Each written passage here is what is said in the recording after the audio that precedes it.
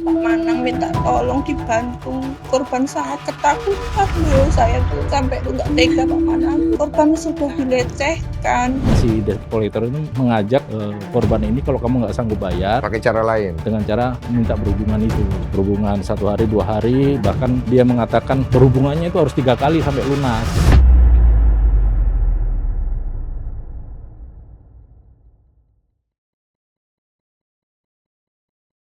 Karena ada video tadi tuh, di mana ada seorang wanita yang mengaku dia itu disamperin debt collector, kemudian dia diintimidasi, kemudian dia dilecehkan. Jadi sebenarnya hari ini wanita tersebut mau hadir di sini. Iya. Ini ada Pak Manang sama Pak Medi. Iya. Nah, bersama dengan kalian gitu. Iya, Itu betul. kenapa akhirnya, kan udah beli tiket tuh. Iya, betul. Itu bagaimana sih? Jadi jam sore kan kita dihubungi tadi. Mm-mm. Nah, bahkan saya ada rencana mau ke Surabaya, saya cancel itu Bang. Betul. Pesawat saya jam 4. Nah, saya cancel karena dihubungi dari sini. Oke, kita hubungi pihak korban ini mau Ya, speak up lah. Speak up. Nah, jam 7 malam dia nelpon saya, suaminya. Pak, suami saya trauma ini, stres, takut, pokoknya macam-macam lah bahasanya. Intinya dia masih dalam posisi dia trauma saat ini dan ketakutan, takut dia terancam segala macam lah, takut intimidasi dan sebagainya. Makanya saya udah mencoba untuk meyakinkan supaya udah datang aja enggak apa-apa. Kita akan melindungi Mbak, kita akan ya memberikan kesempatan Mbak untuk bisa berbicara apa adanya tentang peristiwa ini. Tapi sebenarnya kasus yang dialami seperti apa sebenarnya? Ya, jadi gini Bang, beberapa hari yang lalu salah satu keluarganya menghubungi saya. Pak, dia ngirim video, Pak, ini saudara saya ini mengalami pelecehan yang dilakukan oleh debt collector. Debt collectornya adalah debt collector pinjol, pinjaman daring. Aplikasi namanya Kredivo. Jadi si korban ini punya pinjaman di Kredivo, ada produknya namanya Kredivas, pinjaman online, dia ngambil uang, pinjam uang, kemudian dia mulai kesulitan untuk melakukan pembayaran. Didatangilah oleh DC-nya ini, debt collector-nya ini, untuk ditagih, diminta pembayaran. Kemudian si korban ini merasa memang belum mampu untuk membayar itu. Terjadilah pembicaraan-pembicaraan yang pada intinya si debt collector ini mengajak korban ini kalau kamu nggak sanggup bayar, pakai cara lain, dengan cara minta berhubungan itu. Oke. Berhubungan 1 hari, 2 hari, bahkan dia mengatakan berhubungannya itu harus 3 kali sampai lunas. Nah, diajaklah si perempuan ini, korban ini ke kosannya dia, sampai akhirnya terjadilah penggerbekan itu. Penggerbekan ini maksudnya emang udah di... Kebetulan mungkin suaminya juga sudah mengetahui ada gelagat seperti itu. Akhirnya suaminya ini mengikuti, ngajak polisi. Ada polisi juga, videonya saya posting.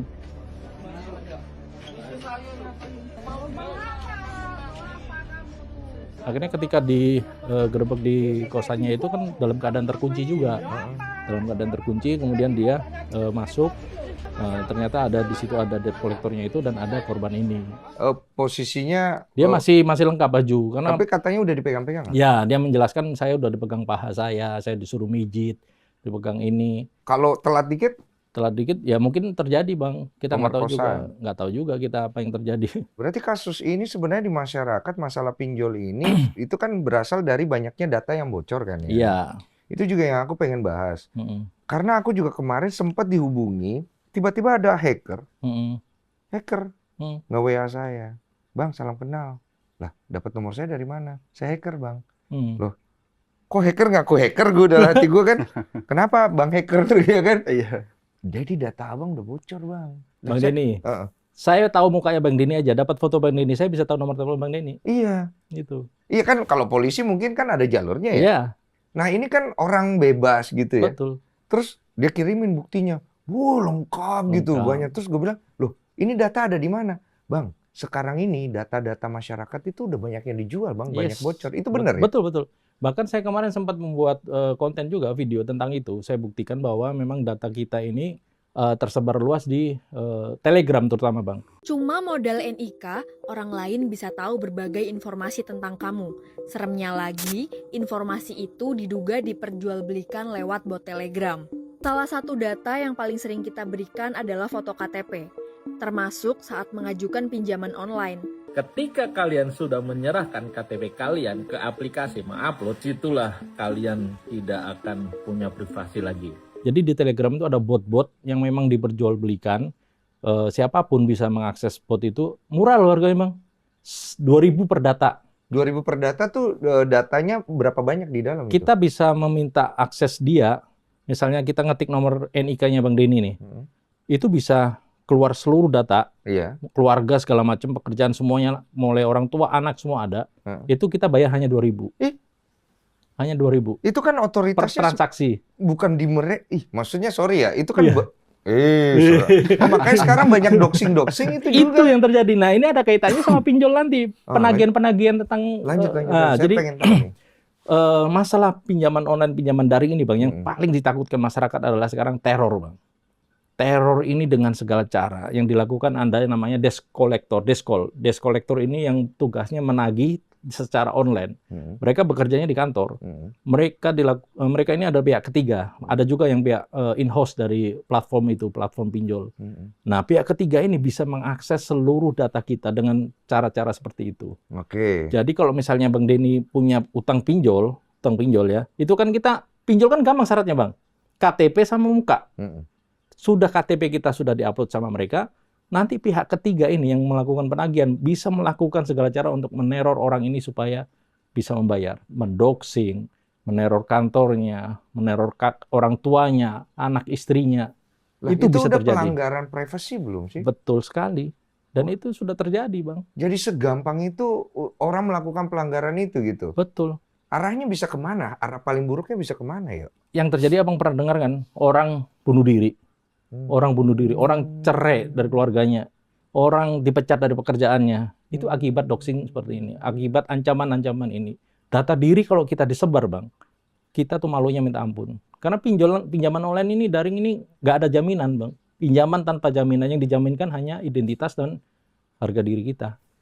Kalau aku nangkepnya kan berarti si pinjaman online ini, dia tuh menjalankan usahanya ini, ada pelanggaran-pelanggarannya ini bisa-bisa nih. Secara aturan mereka sudah diatur secara ketat, Bang, oleh OJK. OJK udah mengatur. Mengatur aturannya banyak lengkap. Tapi pelaksanaannya ini yang memang akhirnya banyak pelanggaran di sana, Bang.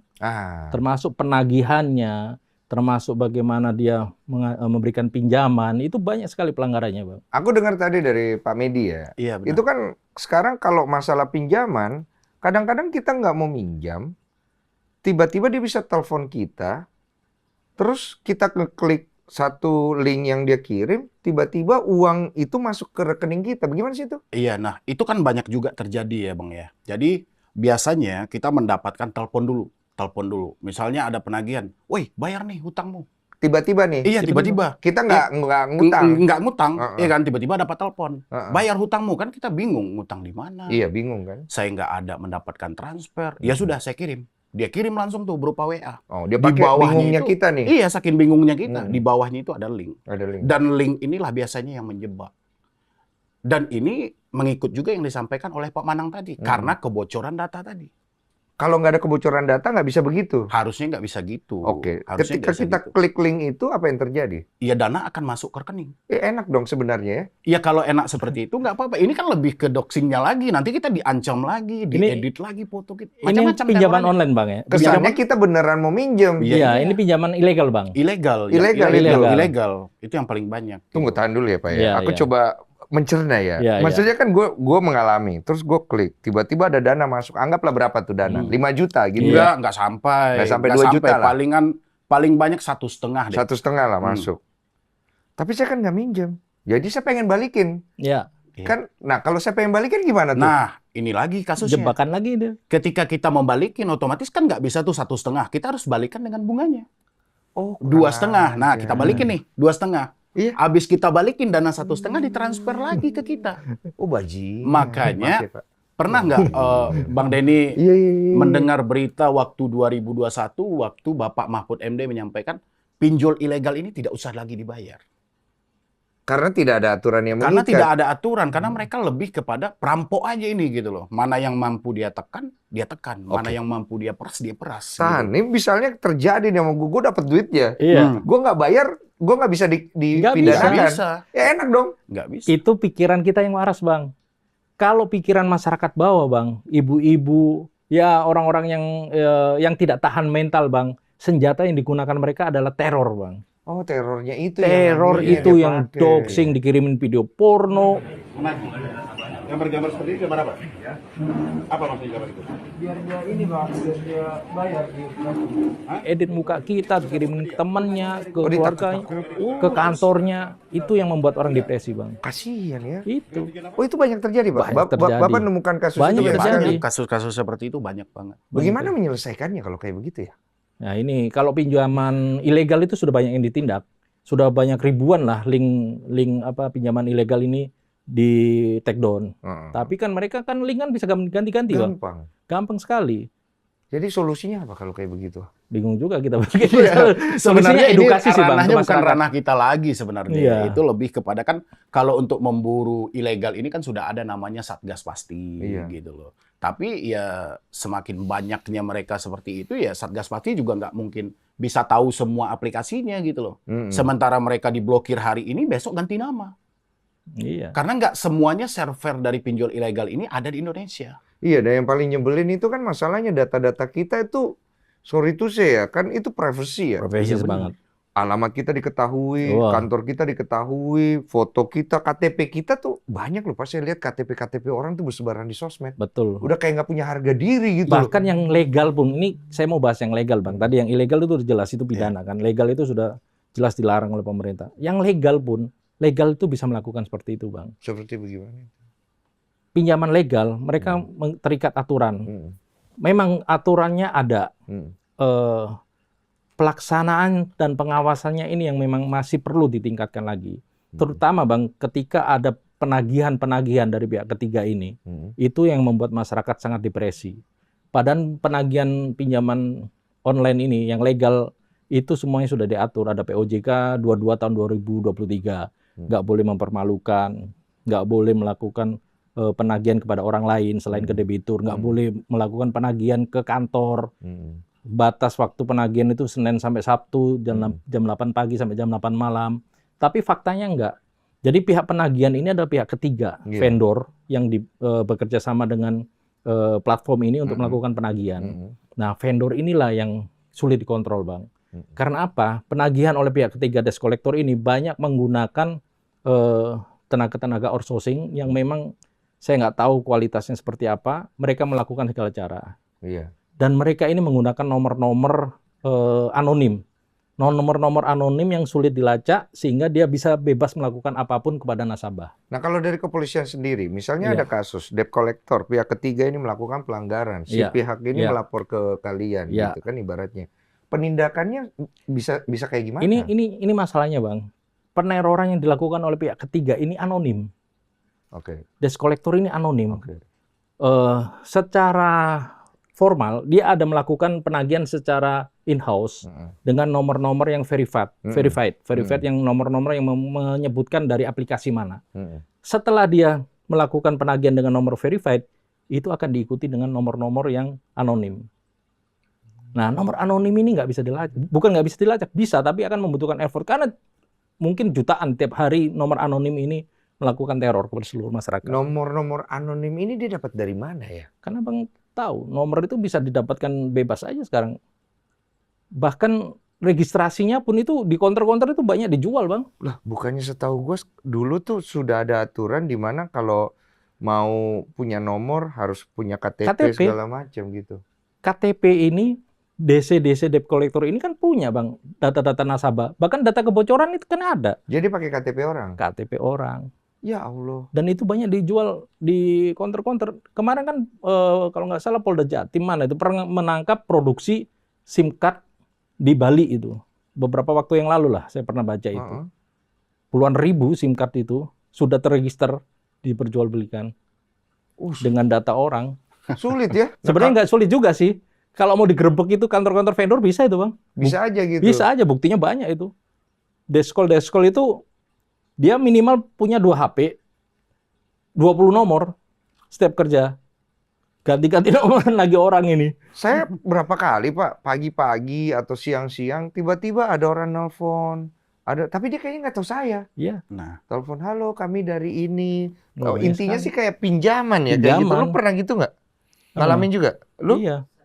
Kalian pernah ngalamin nggak tiba-tiba gitu? Terus karena udah seringnya, saya begitu dengar itulah saya blok gitu. Iya benar. Itu dia tahu data saya itu berarti dari mana itu? Tadi kan awal kita sudah bahas, Bang. Oh, Data kita bocor. Dan lagi juga ada lagi itu Pak, yang sebenarnya setiap hari Bang Den menerima itu nggak sih? Menerima SMS nggak promosi SMS. dari beberapa pinjol, entah itu Enggak, dari kalau SMS enggak. Pernah ada satu momen. pasti ada gitu. Ada satu momen gitu. Iya, SMS itu sering itu digunakan untuk promosi. Promosi dari pinjol. Sebenarnya kalau kita balik ke aturan OJK ya, itu kan sebenarnya nggak boleh.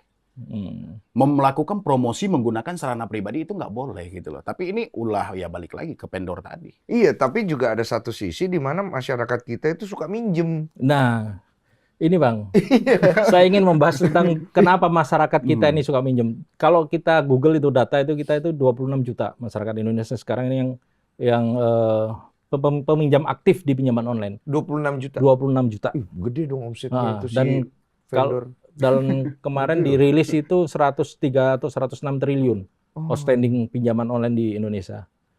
Itu kan banyak Bang. Itu 100. Nah, itu segala profesi Bang.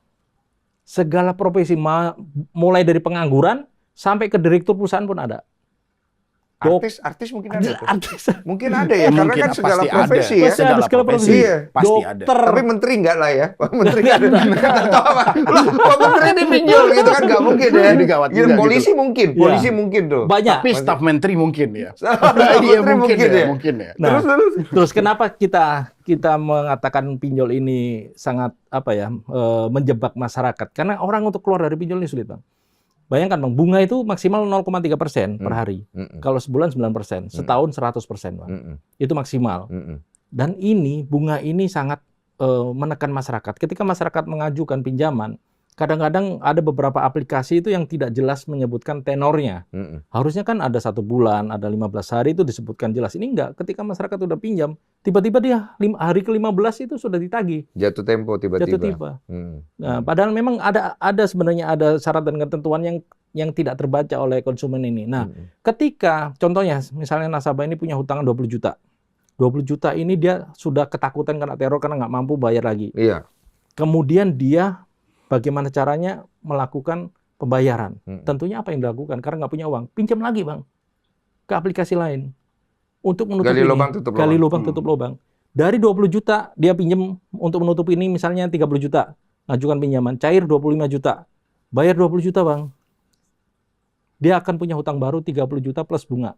Paling tidak 45 juta. Gali lubang tutup Gali lubang, lubang. nah, jadi nambah-nambah. Jadi nambah-nambah. Dan itulah yang terjadi masyarakat kenapa bisa sampai punya hutang 500 juta, 800 juta, 1 Dia miliar kejebak di dalam. Ini ada pertanyaan, katanya kalau korban yang terlilit banyak pinjol, itu dijamin dapat perlindungan hukum nggak itu? Harusnya intimidasi itu nggak boleh Bang, dilarang. Intimidasi, doxing, pengancaman itu sangat dilarang. Tapi faktanya terjadi Bang. Iya, maksudnya kan mereka bisa berlindung bahwa mereka tuh didoksi segala macam. Iya. Tapi kan di satu sisi, dia juga harus ganti uang orang kan ya Iya, sebenarnya betul. ya. Nah, pinjaman online ini adalah pinjaman tanpa jaminan. Yang dijaminkan hanya KTP, muka kita, dan harga diri. Itulah yang menjadi senjata para platform ini, lender ini, untuk menekan nasabah untuk membayar. Ini saya mau ngukur nih dari video ini, berapa orang yang nonton. Karena kan kalau dari keterangan ada 26 juta 26 orang yang juta. terlibat dalam pinjol kan. Pinjol ini. Nah ini yang 26 juta nonton nih. Iya. Supaya kalian ngerti posisi Iya, kalian tuh seperti apa. Nah anggap nih kalau mereka pengen keluar dari kondisi ini, Iya. kalau saran terbaiknya apa ya? Nah, ini Bang, ini yang kami lakukan Bang. Kami punya yayasan Bang. Saya berdua, iya. mendirikan yayasan bersama teman-teman ini Bang. Jadi solusinya Bang, sebenarnya satu Bang. Pinjaman kan harus wajib dibayar ya, hutang wajib dibayar. Tapi yang terjadi masyarakat sekarang takut ketika dia tidak mampu bayar, akhirnya gali lubang. Itu yang menjadi masalah besar.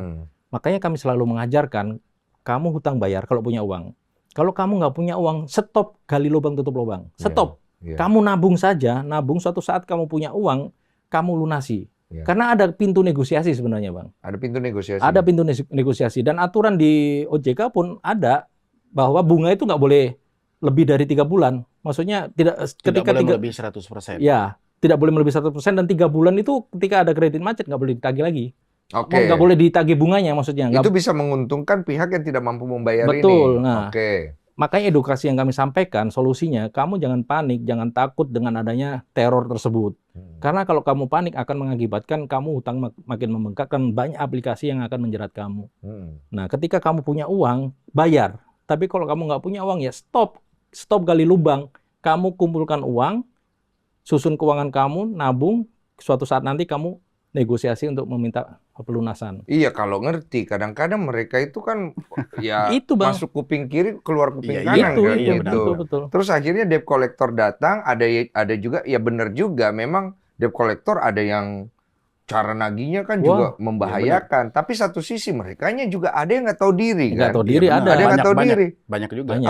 Nah, sekarang kita ambil kalau misalnya kesalahan terbesar masyarakat nih pada saat menghadapi debt collector, kalau dari pengalaman Bapak di lapangan, kesalahan terbesarnya di mana? Kesalahan terbesar kadang mereka tidak mau menyampaikan keadaan kepada debt collector. Ketika dia memang tidak mampu, sampaikan baik-baik, tunjukkan itikat baiknya. Bukan ke debt collector malah, justru ke aplikasinya. Mereka kan punya customer service, Bang. Sampaikan keadaanmu seperti apa. Jangan kamu panik, jangan kamu melarikan diri. Banyak juga yang melarikan diri, Bang. Melarikan diri artinya menghilang, tidak merespon penagihan itu. Ganti nomor. Ganti nomor segala macam. Istrinya yang dihubungi biasanya. Istrinya dihubung, dan itu yang saudaranya yang dihubungi. Itu ada dua hal, Bang. Yang satu memang dia nasabah yang memang tidak mau bayar, yang nggak mau bayar istilahnya nggak baik, galbay. Iya. Itu yang kita nggak mau mendukung lah. Tapi kalau nasabah yang bertikat baik, yang diperlakukan seperti itu yang kami bela, Bang. Iya, karena masih ada itikat baiknya. Itikat baik, dan bahkan terjadi penagihan itu sebelum jatuh tempo pun sudah diteror, sudah didoxing. Itu yang jadi masalah. Kalau untuk pengaduan sendiri, masyarakat bisa kemana pengaduan kalau diintimidasi sama debt collector? Apa langsung bikin SPKT di kepolisian atau bagaimana? Ada di OJK. Di OJK itu 157, kontak 157. Kemudian di AFPI, Asosiasi Fintech Pendanaan Indonesia, itu juga ada cendela AFPI. Itu bisa mengadukan proses-proses penagihan yang tidak beretika. Oke. Itu fast respon nggak, Pak? Fast respon, tapi mungkin karena banyak ya, Bang ya. Yang ngadu itu banyak. Kalau mau dilihat itu datanya mungkin 26 banyak. juta orang. Iya, benar. Iya, kalau bisa sih jangan pinjol ya. Jangan dipinjol. Sebenarnya sarannya gitu. Karena aku ngelihat pinjol ini juga ada keterkaitan dengan judi online. Ya. Jadi orang main judi, dananya habis, pinjol datang. Di sini udah ikat sama setan perjanjian, nah diikat lagi di sini dirinya sama setan nih, di perjanjian. Akhirnya hancur semua. Berantakan semua kehidupannya. Tapi sejauh ini yang saya lihat, Bang, mungkin itu kan ada memang, tapi sejauh ini saya lihat lebih banyak juga yang tidak seperti itu. Memang murni kebutuhan konsumtif masyarakat. Karena pinjol ini kan mudah. Oh, berarti dari perekonomian.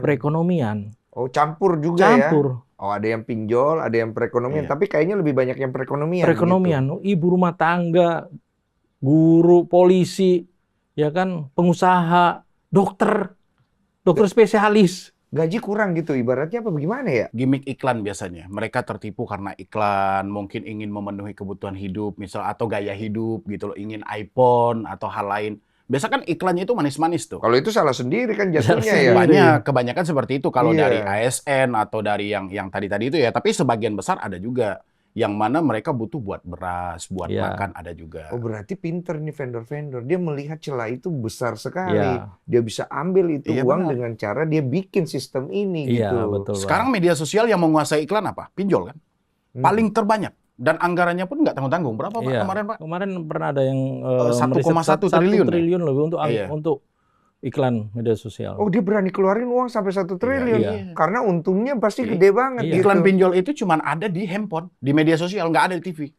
Karena yang mereka butuhkan itu klik, jebakan tadi di awal. Begitu orang sudah tertarik, langsung ke klik langsung ngarah ke Play Store. Dan itu di-download. Dan orang terkadang iseng-iseng juga banyak.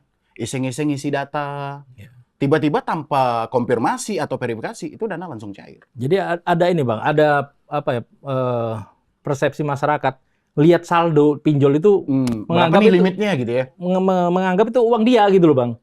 Gatel dia akhirnya mengajukan pinjaman, dipikirnya saldo itu punya dia.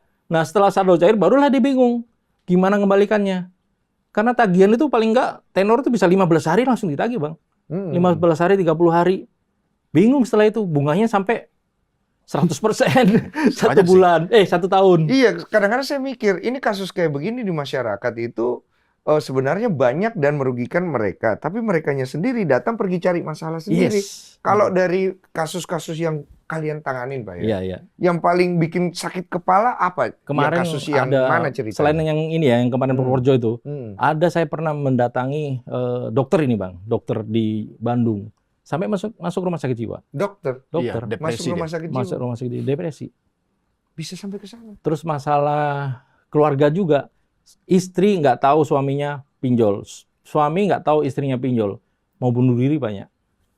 Oh, Mereka takut Bang, takut pasangan ini suami istri. Kadang mereka takut menyembunyikan satu menyembunyikan karena takutnya itu apa ya? Dianggap pinjol itu masih aib gitu Bang. Dan memang ya itu yang terjadi. buat kalian tuh di rumah yang kayak tadi itu posisinya udah lalu cerita sama suami Betul. lu sama istri Iya. lu. Betul.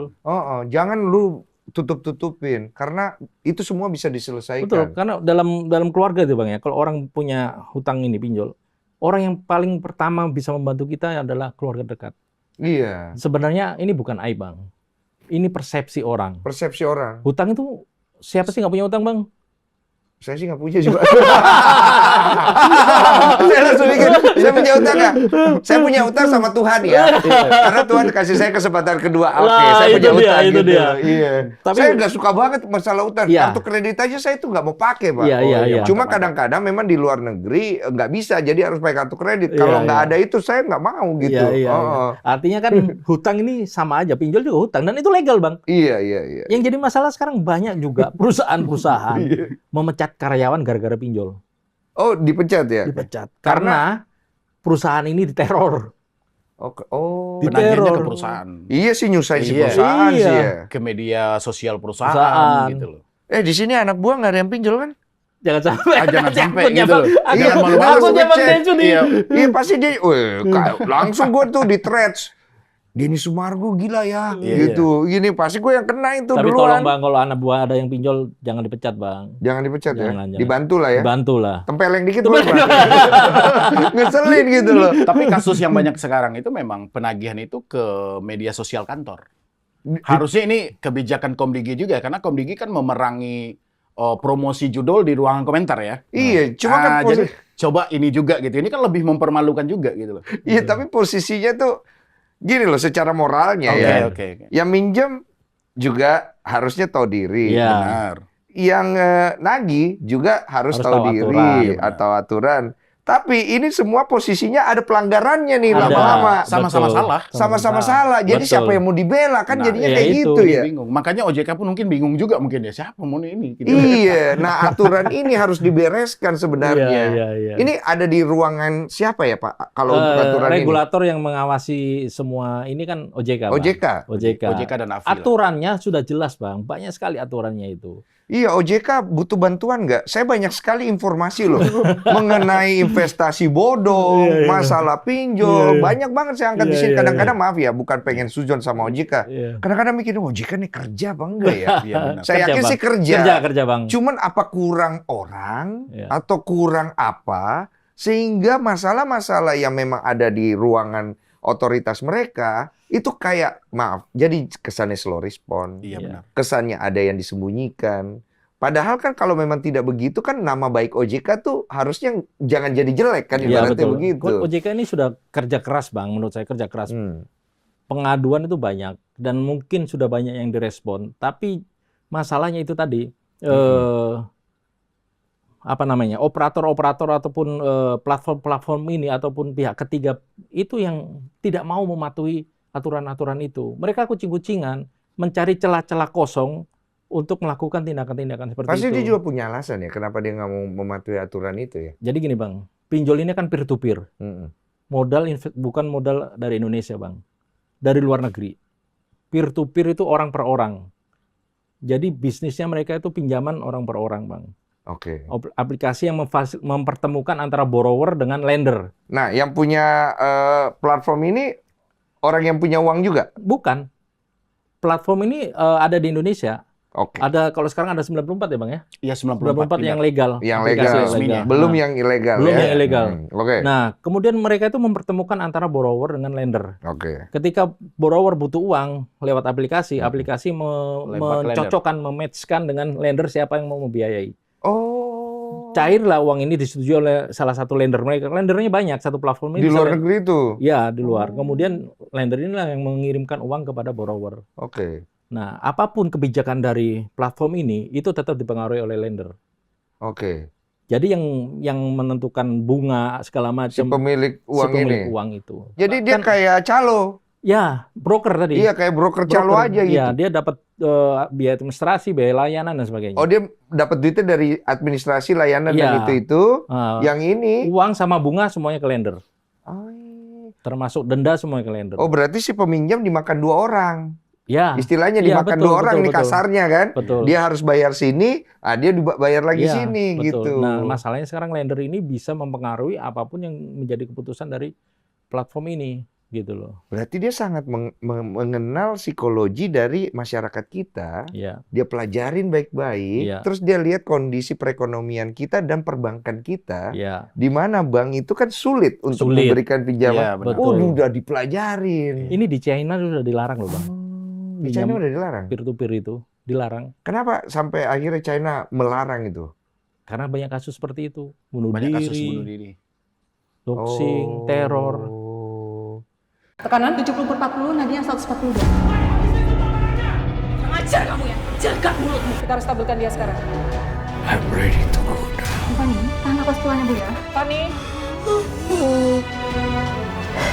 Kamu pikir kamu bisa bodoh-bodohi aku? Pendarahan meningkat dok. Saksian, sekarang. Bu Fani.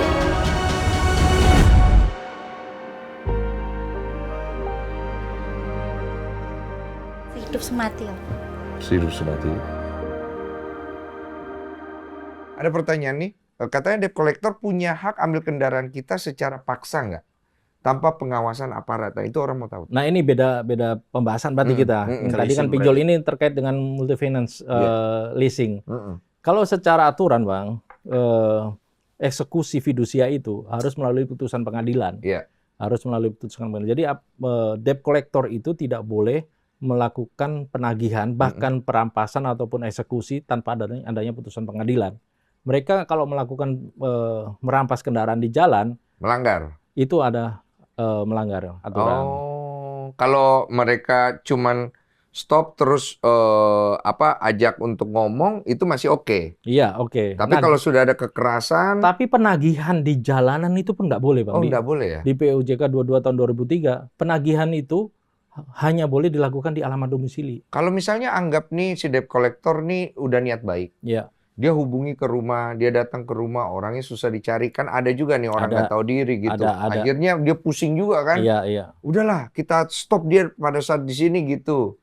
Itu tetap nggak bisa ya? Sebenarnya tidak bisa, apalagi dengan upaya yang dilakukan debt collector jalanan sekarang kan bukan tujuannya nagih, malah mengeksekusi kendaraan. Pasti kan ada penyebabnya, nggak mungkin nggak kan ya? Penyebabnya itu kalau saya lihat, Bang, kenapa terjadi maraknya debt collector melakukan penagihan di jalan? Ini ada namanya aplikasi Matel. Aplikasi Matel iya, Matalang tahu, itu. Matalang. Itu sempat jadi rame kemarin. Iya, itu kan waktu itu bulan-bulan Desember sampai Februari Karena saya dia bahas meninggal juga. Matelnya. Nah, dia itu menggunakan aplikasi, Bang. Ketiklah nomor plat nomor sekian. Keluarlah datanya. Loh, ini motor ini atau mobil ini nunggak. Lewat mobil itu kan, kita sudah tahu itu nunggak, langsunglah di situ dihentikan. Ini banyak terjadi penyalahgunaan. Oh, jadi si aplikasi itu kayak aplikasi penyewaan debt collector gitu ya? Iya, namanya aplikasi Matel. Kalau misalnya orang itu dia terima kerjaan itu dia dapat untung. Biaya penarikan besar, Bang. Oh. Biaya penarikan itu kalau mobil itu paling nggak 15 juta satu unit. Nanti kan negosiasi lagi dia dengan leasing ya kan. Oh, dia Iya. bisa dapat uang Iya, dari iya. situ. Iya, iya. Makanya dia semangat juga. Semangat. Iya. Mau dibalikkan nggak nih kendaraannya? Kalau mau bayar sekian kan biasanya kayak gitu. Itulah asumsinya ya. Oh. Jadi memang sih, Bang, kadang-kadang memang ada debitur nakal ya. Memang dia mau melarikan kendaraan, kemudian memang niatnya nggak bayar. Itu banyak terjadi di lapangan, akhirnya dieksekusi di jalanan itu mungkin banyak juga. Tapi yang tidak sedikit juga orang-orang yang memang dia masih beretikat baik, mungkin nunggak 1 bulan 2 bulan, itu dieksekusi juga di jalanan. harusnya eksekusi itu apapun ceritanya harus ada putusan pengadilan. Untuk menjembatani itu semua nih biar bagus gimana? Karena yang minjem juga kadang-kadang ada yang nggak tahu diri, tapi yang tahu diri juga jadi kena. Yang ini juga kadang-kadang harusnya dia lewat jalur yang benar karena dia udah kesel, akhirnya dia lewat jalur yang salah. Jadi ini problematik sekali ya. Kalau ibaratnya sebagai penegak hukum pasti kan ada kayak udahlah tidak usah ada di pinjol-pinjol ini nih, bikin pusing. Ada begitu nggak mikirnya jadi kesono nggak? Masyarakat ya banyak sekali yang pengen pinjol ini dihapus. Tapi saya juga yang ngomong pinjol dihapus mungkin dia punya utang di situ. Sebenarnya bukan itu. Kalau kami Bang, selama itu memang dilegalkan oleh negara, harusnya kedua sisi ini diperbaiki. Sisi penagihannya harus diperbaiki. Sisi masyarakat kesadarannya juga harus diperbaiki. Literasi kepada masyarakat, resikonya ketika kamu melakukan pinjaman online itu apa, itu harus juga terus diedukasikan. Iya, cuma kan masyarakat kita itu mereka akan lebih cepat belajar kalau ada efek jerah. Kalau ada efek jerah. Aku ngerasanya gitu ya. Aku nggak pukul rata sih. Oleh karena itu gimana caranya kita membuat sebuah sistem yang mana oke kita bantu lu. Tapi kalau lu nggak mau dibantu, nah ini efek jerah yang lu harus dapat juga gitu. Jangan lu playing victim juga. Ibaratnya begitu supaya win-win solution kan. Benar. Kalau paling memusingkan di antara semua dari kerjaan kalian di part yang mana? Yang paling memusingkan ya mungkin untuk mengarahkan si debeturnya ya. Misalnya dia sudah ngutang nih di 3 aplikasi atau 4 aplikasi misalnya gitu kan. Dia nggak ada duit lagi nih untuk bayar. Tapi dia diminta untuk jujur dan terbuka dengan keluarga, itu sangat sulit. Dia berasumsinya nanti saya diceraikan suami, diusir keluarga. Ini untuk meyakinkan dia bahwasanya fakta tidak seburuk yang dibayangkan, ini agak sulit. Itu paling susah? Paling susah. Dan habis itu kalau sudah ada yang kita bantu nih, misalnya kita bantu dia sudah lama telat bayarnya. Dan kita bantu nih carikan jalannya bagaimana caranya dia bisa negosiasi dapatkan pokok. Habis itu dia berjanji untuk tidak minjam lagi. Kenyataannya sudah selesai, dia minjam lagi. Oh, kurang aja. Ada juga sebagian. Maaf, kalian lurusin sampai kayak begitu juga? Ada yang kami lakukan gitu. Kok ngeselin ya? Capek sih sebenarnya. Capek banget. Tapi gimana? Kita tuh pengen ini Bang, pengen juga ya? Ya, Bang Deddy kan tadi cerita pengen bantu orang kan. Iya. Kami juga sama Bang. Karena ini sudah beban masyarakat sudah sangat tinggi Bang tentang masalah pinjaman online ini. Iya, itu aku setuju sih. Cuman kalau kita kasih edukasi ke ke platform-platform ini, mereka juga pasti punya alasan. Abang aja nggak tahu gimana susahnya nih nagih orang ini. Kan pasti dia ngomong begitu juga. Betul. Iya kan, jadi kayak buah si malakama nih, setengah mati gitu. Solusi terbaiknya itu, dari tadi aku lagi mikir solusi terbaiknya apa ya? Supaya akhirnya ini belajar tanpa harus terus-terus dikasih tahu. Kan capek juga ngomong. Ada Bang solusi yang mungkin yang di pikiran saya pribadi ya. Kemudahan ini jangan terlalu mudah. Kemudahan ini jangan terlalu mudah. Kemudahan melakukan pinjaman online daring ini jangan terlalu mudah gitu Bang.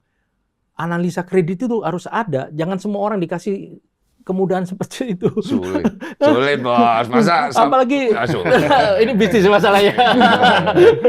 Saya sampai banyak yang minjem dia pakai senang. Itu saya juga bingung. Dia pakai celah itu. Yang punya duit gak ada serinya kali ya. Iya. Tapi aturannya sudah ada. Aturannya ada. Dari OJK sendiri kan aturannya maksimal boleh pinjam di pinjol itu 3 aplikasi. Tapi sudah direvisi loh aturannya itu Bang. Iya kan kita belum tahu. Iya, tapi kan celah untuk melanggar aturannya ada juga. Tapi tetap ditabrak. Ini ada orang yang meminjam sampai 25 aplikasi dengan total nominalnya itu sampai 1 M. Aku tuh mikir ya, kalau aku jadi negara ya, aku lihat bisnis ini, mendingan gua yang bikin begitu. Bang, saya setuju itu. Iya kan? Ngapain kita pakai uang luar negeri? Ngapain kita pakai uang luar negeri, Bang? Iya, ada tuh anggaran. Daripada dipakai di tengah hutan. Iya kan lumayan tuh kan. Jadi kita bisa bantu masyarakat untuk masalah keuangan mereka, tapi kita juga karena kita negara kan kita bisa jaga Bang, gitu. Lewat koperasi kan bisa Bang. Sekarang ada di desa-desa itu kredit lewat koperasi kan lebih bagus Bang. Iya, bisa ngebantu kan sebenarnya. Iya. Oke, ada satu pertanyaan mana HP-ku tadi. Aku mau nanya, takut aku lupa. HP-ku di. Oh ini nih. Ada pertanyaan titipan nih Bang, dari hacker. Oh iya. Tapi saya nggak mau sebut namanya. Ini hacker yang hubungin saya nih, ngasih tahu kalau data-data Abang tuh udah bocor. Termasuk data saya juga mungkin. Termasuk ada data yang Pak Manang juga. Iya, di mana-mana gitu. Kayaknya Pak Prabowo juga datanya mungkin bocor udah kali ya. Enggak lah ya kalau Pak Prabowo ya. Waktu itu Pak Wapres pernah ditampilkan sama Mr. Bert itu Bang. Iya, mungkin ya berarti ya. Nih ada pertanyaan, apakah strategi mengintegrasikan seluruh data masyarakat ke dalam satu sistem terpusat seperti PDN itu merupakan langkah yang tepat katanya, atau justru menciptakan single point of failure yang mempermudah kerja perentas? Saya juga nggak bisa jawab. Nggak bisa jawab ya? Iya. Data kita memang sudah ada di PDN kan Bang? Iya. Dan itu sudah terjadi, data kita tersebar. Iya. Jadi yang salah siapa? Nggak tahu. Nggak bisa nyalain ya. Susah juga, jawabnya susah juga Nggak gitu. bisa jawab. Jawabnya susah, bukan nggak Bang, bisa tapi susah. Nanti gitu saya loh. kasih linknya. Iya. Saya kasih linknya. Bot Telegram ada banyak gitu. Heeh. Bisa tes sendiri. Abang mau cari namanya siapapun, mau cari foto siapa, dari foto bisa tahu NIK, dari NIK tahu foto, tahu nomor telepon. Jadi kita tinggal masukin apa itu kalau di NIK. NIK-nya? Ya NIK. Iya. Bahkan Nanti foto keluar semua kita, foto aja. Abang Tunggu, NIK-nya dia harus tahu dulu dong. harus tahu dulu. Ya kalau debt collector penagih ya tahu lah, kan Debt ada collector foto kan KTP punya kita. KTP itu Bang. Foto selfie dan foto KTP kan, dia ambilnya di sana. Cukup dengan modal Iya. itu, dia bisa Keluar buka Iya. semua akses gitu. Jangankan NIK, foto bisa Bang. Aku lihat tuh sampai paspor ada tercantum Keluar di semua. situ. Foto abang itu kan ada di mana-mana, tinggal di Gak screenshot. apa-apa, saya kan artis ya. Iya, Ya, santai makanya. aja. Yang paling lucu kan gini, tiap kali orang dia ngomong kan, Bang, data lu bocor, nanti lu orang ya hubungin aja. Iya. Kalau macam-macam gue cari lu. Iya. Iya kan, kalau lu ada pelanggaran tinggal gue cari. Iya. Iya kan, niat baik lu, niat lu Tapi apa Bang Denny gitu. belum pernah merasakan Hmm? data abang disebarkan di medsos orang, NIK, keluarga, nama, semua foto, bahkan diedit dengan foto-foto telanjang, belum merasakan. Belum, orang lain merasakan. Itulah yang dirasakan oleh korban-korban pinjol Kasian ini. ya.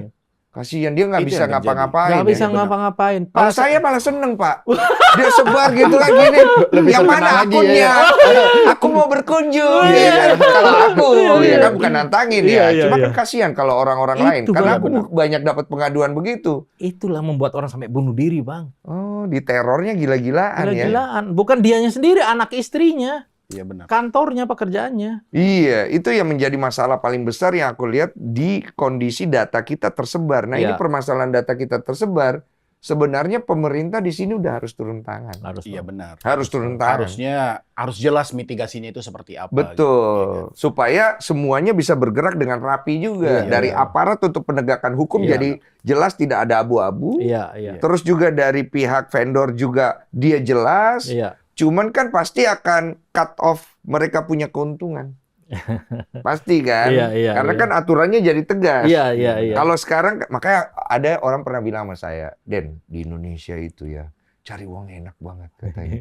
Masa sih? Iya. Jadi orang asing itu banyak yang udah tahu, Indonesia ini enak banget cari uang. Iya. Pertama, orangnya gampang dibego-begoin. Iya Iya. benar. Ketiga, aksesnya itu gampang dibobol. Iya. Jadi banyak banget peluang untuk bisa ngambil uang dari Indonesia dan bisa dibawa keluar. Iya. Itu yang akhirnya selama ini mungkin kita tidak sadari bahwa kita sedang digerus ya. Iya benar. betul. Karena kita Digerus. ini jadi market akhirnya kan. Mungkin di Islam itu maksudnya jangan riba ini. Ya ini betul. Iya, Ini gue Bang. setuju tuh, jangan Betul, riba betul, ya. betul. Oke, berarti poin-poinnya buat semua masyarakat, ini kan sengaja gue bikin video ini karena banyaknya keresahan masalah pinjol. Iya, iya. Di sini udah ada Pak Manang sama Pak Meni ya. Medi. Pak Medi tadi yang udah memberikan edukasi. Jadi supaya kalian tuh bisa lebih paham apa akibat baik dan tidak baik. Dan Ya. kalau kalian sudah masuk ke dalam posisi itu gimana cara keluarnya gitu. Ada masukan nggak buat pesan-pesan? Ya, pesan kita kepada masyarakat, yang penting kalau kita tidak punya uang, jangan dulu lah, pinjol ini pilihan terakhir lah Bang. Jangan sampai kita masuk ke dalam sana akhirnya terjebak, karena pinjol ini bunga-berbunganya udah nggak masuk akal Bang. 1 bulan 0,3% per hari maksimal, sampai 1 tahun kan berarti 100%. 1 bulan 9%, bunga apa yang bisa sebesar itu Bang selain bunga pinjol? Makanya masyarakat kalau memang tidak benar-benar terpaksa, jangan pinjol, dan bahkan terpaksa pun jangan kalau menurut saya. Terus kemudian kalian kalau sudah masuk ke dalam pinjol, kalian harus bertanggung jawab dengan hutang kalian. Usahakan bagaimana caranya kalian membayar hutang kalian ketika kalian mampu. Kalau nggak mampu, jangan gali lubang lagi, karena itu akan menjebak lebih dalam. Kumpulkan uang, negosiasi pelunasan pada saat kalian punya uang. Iya, itu nasihat yang bagus. Iya. Yang jarang mereka mau ikutin. Iya, jadi jangan salahkan nanti pada saat kalian terikat atau masuk ke dalam kesulitan itu, orang lain nggak mau nolong karena kalian sendiri dari awal nggak mau nolong diri kalian. Lebih baik mencegah daripada nanti mengobati. Itu poin paling penting. Terus ada pertanyaan-pertanyaan nih Pak di luar daripada konteks ini untuk polisi-polisi. Kebetulan kita bikin question box katanya. Pernah nggak Bapak katanya sebagai polisi salah tangkap orang katanya? Pernah nggak? Salah tangkap orang dia bukan polisi. Saya bukan polisi, nanti salah asumsi juga. Bapak Manang lah Lu siapa sih sebenarnya? Dari tadi gue pikir polisi ini siapa dia? YouTuber dia. Oh YouTuber ya. Pak Manang pernah nggak salah tangkap orang Pak? Kalau selama saya dinas nggak Bang ya. Iya. Tapi kalau saya melihat beberapa kasus ada. Tapi kalau saya cerita pengalaman saya aja. Iya. Kalau salah tangkap orang itu sebenarnya hal yang sangat diharamkan ketika kalau kita melakukan penyelidikan, kemudian penyidikan, kita harus jelas alat buktinya apa. Itu kalau yang benar. Yang benar. Iya, kalau yang benar. Kalau benar. Bapak kan pernah di Riau narkoba saya ya? Pernah direktur narkoba di Polda Riau. Narkoba itu kan nangkep-nangkep tuh. Iya, kemudian direktur reserse umum di Polda Jambi. Iya, sekarang di sini. Sekarang di Pasum pengawasan, bagian meriksa orang, Bang. Iya. Bagian mengaudit polisi-polisi se-Indonesia, Pak. Oh, audit ya? Iya. Jampitsus nggak bisa diaudit? Bukan polisi. Oh, nggak bisa. Oh, bukan polisi. Kan soal penegak hukum, ya kan? Nah, kalau kembali ke salah tangkap ini, Bang. Kalau salah tangkap ini berarti dia murni penyidiknya ini ya nggak profesional intinya. Oh. Kalau polisi profesional nggak mungkin salah tangkap. Tapi pernah lah pasti ada terjadi salah tangkap. Namanya kita manusia pernah. Kalau saya terjadi. pribadi nggak pernah. Orang polisi lain? Polisi lain mungkin berita-berita pernah ada kan. Pernah ada ya. Tapi kalau terjadi seperti itu ya polisinya salah. Iya, polisinya salah dan bisa dilaporkan ya. Bisa dilaporkan. Iya, kalau dia tidak mau gentle ya. Iya. Gitu. Gentle nggak gentle tetap diproses, Bang, karena dia salah melakukan tindakan hukum. Oh. Iya. Jadi polisi itu bisa melakukan kesalahan dan bisa dilaporkan. Bisa. Oke, ada pertanyaan nih cakep nih tadi. Kalau sebagai polisi bete nggak kalau dengar 13-12? Oh, saya tuh baru tahu. Kesel nggak gitu? 13 angka 1 tuh A ya? Iya. Acap 3 kan? 13-12 acap. Acap, iya. All Cup Our Bastard gitu. Boleh aja orang ngomong kayak gitu, Bang. Tapi Bebas jangan ya? All Cup. Jangan ya? Jangan All Cup. Half Cup. Enggak. Iya, karena kan kalau aku kan ngelihatnya nggak semua polisi itu oknum ya. Banyak loh, Bang, polisi baik, Bang. Banyak polisi baik. Itu aku percaya. Banyak, Bang. Cuma kayak memang kalau di Indonesia kondisinya sekarang trust masyarakat terhadap polisi itu memang aku lihat banyak kegerus. Iya. Makanya terutama kejadian Agustus. Iya. Itu kan kalau ditanya ke saya, Bang, polisi itu bajingan ya, Bang? Oh, lo nggak bisa ngomong kayak gitu. Iya. Karena banyak juga polisi yang baik. Saya pernah punya pengalaman polisi itu tidak minta uang, tidak apa, bantu orang-orang yang kasus di sini. Iya. Ada kenalan saya di Jaksel, ada kenalan saya di Riau, ada kenalan saya di Tangsel. Itu mereka bantu. Tapi kalau ditanya ada nggak yang bandel? Ada. Banyak. Ada juga gitu, ya kan? Jadi kita nggak bisa pukul rata gitu, nggak fair untuk orang-orang polisi-polisi. Cuma sekarang gini, ini kan oknum, tapi Pak Manang kena juga, jadi ke framing begitu, bete nggak Pak? Bete dong. Bete. Kita udah berusaha kerja baik, masih ada anggota-anggota kita, ya pangkatnya macam-macam yang masih berbuat seperti itu, bete, Bang. Iya, akhirnya melempar tai ke institusi, ibaratnya seperti itu. Betul, Bang. Tapi ini yang baiknya, Bang. Iya. Yang baiknya. Karena gini, enggak lah. saya mengedukasi itu 8 tahun ya. Iya. Belum ada saya temukan gitu. Saya sempat tanya, Pak, Bapak nggak apa-apa ini. Enggak, saya pribadi nih, saya inisiatif. Sampai bentuk yayasan kan.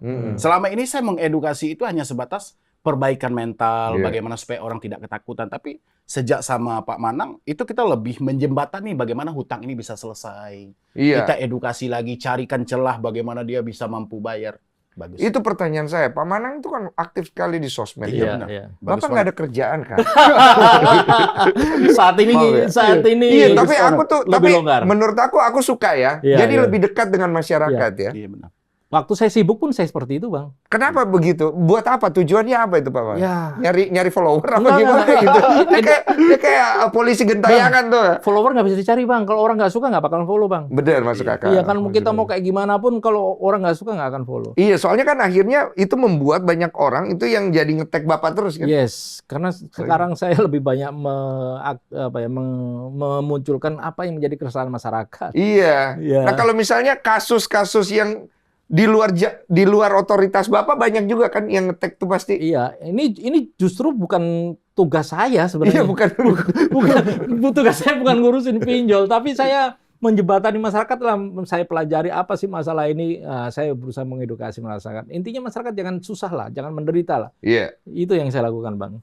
Iya, itu adalah salah satu hal yang kenapa gue menghadirkan Pak Manang juga di Iya. sini, karena aku pengen polisi-polisi lain tuh mengambil poin-poin positif dari polisi-polisi kayak dulu siapa? Pak Ugeng, Hugeng. Ya, kayak dulu Hugeng.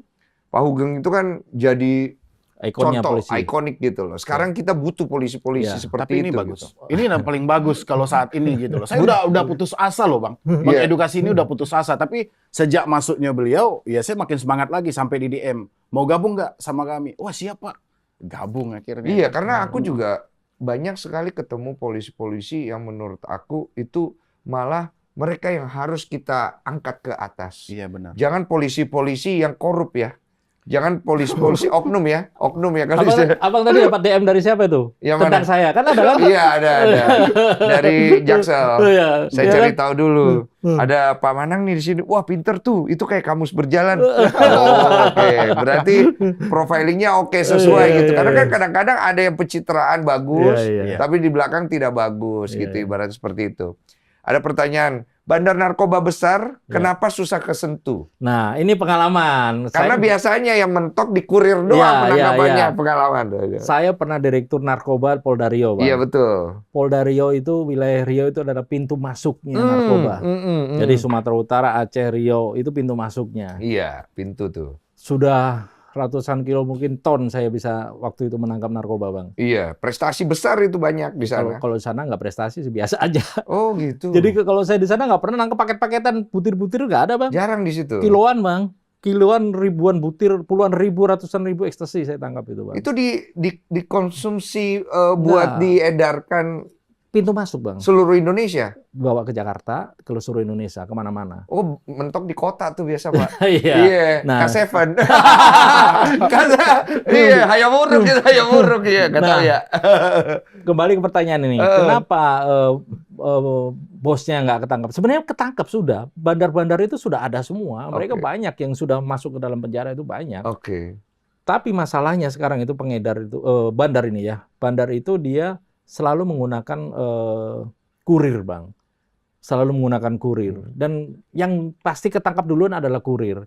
Nah, itu tergantung kita, polisi ini, penyidik narkoba ini, bisa mengembangkan kasus itu sampai ke pengendalinya. Iya. Dan itu kalau saya bisa, Bang, sampai maksimal ke pengendalinya. Maksimal pengendali. Pengendali ini adalah banyak yang sudah masuk di dalam penjara. Dan mungkin mereka juga masih mengendalikan di sana. Nah, yang paling berat sekarang adalah mengungkap pengendali yang ada di luar negeri. Iya, karena aksesnya di luar. Mereka mengendalikan dari luar negeri itu pun banyak. Oh. Jadi uang kita itu beredar semua langsung ke luar negeri, Bang. Barangnya itu paling banyak datang dari negara mana ya? Myanmar, Vietnam, Kamboja. Myanmar, Vietnam, Kamboja. Itu kan seketika emas, Bang. Karena bahan bakunya ada di sana. Oh, bahan bakunya. Pabriknya ada di sana. Oke. Nah, oke. selama itulah di sana masih beroperasi, selama itulah narkoba nggak akan bisa berhenti. Karena pabriknya ada di sana, Iya. bahan bakunya ada di sana, Bang. Iya, karena narkoba itu juga salah satu zat yang sekarang ini banyak sekali menghancurkan generasi muda Gen Z. Terus ada informasi tambahan kemarin saya barusan ngobrol dengan Kombes Zulkarnain Harahap. Iya, kakak asuh saya tuh, Bang. Iya, Kasubdit 3 Direktorat Narkoba di sini. Iya, iya. Dia menginformasikan karena di sini pernah podcast masalah whipping. Iya, iya. Whipping itu kan sebenarnya bukan barang yang kalau dikonsumsi ilegal, Iya. bukan. Tapi masalah itu menjadi dilema karena banyak sekali anak-anak muda yang ternyata menggunakan whipping itu untuk nge-fly. Iya, iya. Dan dia akhirnya dari podcast ini menelusuri Iya. lebih jauh Dan akhirnya berhasil membuka 18 showreel ya, kayak warehouse. Iya. 18 dari 2 orang ini, ayah dan bapak ini yang akhirnya jadi tersangka. Terus saya tanya, itu masuknya dari pasal apa? Karena secara narkoba undang-undangnya belum ada gitu. Iya, betul. Dia bilang dari pasal kesehatan. Undang-undang kesehatan. Bisa masuk. Iya, betul, Bang. Bagus saya bilang. Cuma tinggal masalahnya adalah yang pemakai. Iya. Karena belum ada aturannya. Iya, betul. Sama kayak lem, Bang. Lem itu banyak di jalanan tuh, Bang. Lem itu buat mabuk anak-anak jalanan tuh banyak. Iya, saya pernah juga, Bang. Jangan kan lem bensin bisa, Bang. Bisa. Pokoknya selama nge-fly bisa gitu. ya. Makanya itu kalau kembali ke masyarakat kita, gitu ngapain sih coba-coba kayak gitu? Barangnya legal tapi akhirnya disalahgunakan, penyalahgunaan akhirnya terjadi seperti Gabut, itu. Pak. Gabut kan namanya kehidupan kita kan beda-beda. Gabut tuh ada lem nih. Wah, enak banget nih barangnya. Iya, pastinya edukasi itu semua harus nyampe ke masyarakat bahwa segala sesuatu yang terjadi di lingkungan kalian sendiri yang bisa ngawasin. Iya, benar. Mulai dari pinjol, mulai dari debt collector, mulai dari narkoba, mulai dari apapun itu. Terutama edukasi mengenai barang baru whipping ini, karena aku juga ngerasa bahwa whipping ini sesuatu yang kalau kita remehkan itu bisa merusak banget. Bang. Itu bisa bikin lama-lama otak kita tuh jadi lemot dan kayak zombie. Iya, Bang. Betul. Dan buat mungkin dari regulator atau dari penegak hukum bisa mencari solusi supaya pemakai anak-anak muda Gen Z ini kan sudah cukup banyak. Mereka juga bisa dibatasi dengan ada efek jerak. Iya. Karena efek itu kan belum ada aturan nih. Iya. Mereka Gitu. FOMO sih sebenarnya, FOMO. Ini kan buat gaya. Lifestyle. Namanya masih muda. Iya. Cuma kan kita sayang sama mereka, jangan sampai mereka itu terjerumus dan akhirnya mereka kan lucu, Pak, kalau lagi ngobrol ya ini air liurnya keluar lebih gitu. ke pembodohan jadinya kan. Pembodohan gitu. Ya, jadi jangan pakai whipping karena itu merusak kalian. Pakai yang herbal aja ya. Seperti daun teh. Ya kan, daun teh. Ya. Kalau kan daun pintu bisa ya. Kalau hati kamu memang sudah setenang itu, berarti bukan kebetulan. Kalau Allah udah bilang, jadilah. Tugas manusia hanya satu kata. Satu kata? Itu apa? Yakin kamu dia niatnya baik? Video kamu tuh udah viral kemana-mana. Mau berbuat baik, tapi malah bikin dosa. Fanny lagi ada di titik terendah dalam hidup Fanny. Sampai kapan aku harus ngurutin keadaan mama terus? Ambil semua barang. Ambil semua! Kalau kamu sedih, saya juga ikut sedih. Fanny, kamu jangan tidur. Ingat, kun fayakun.